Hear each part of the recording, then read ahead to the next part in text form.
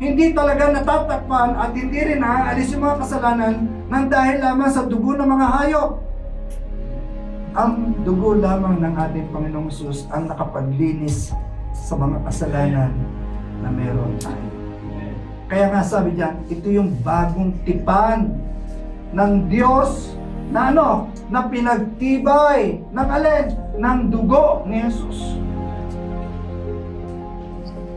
Kaya dapat tayo ay maging seryoso sa ating buhay pananampalataya, lalo tigit sa pag-alaala natin ng pagdiriwang ng communion o ng Last Supper.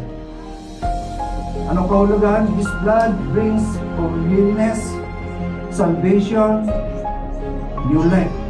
Sa dugo ng ating Panginoong Hesus, merong pagpapatawad, merong kaligtasan, merong buhay, bagong buhay.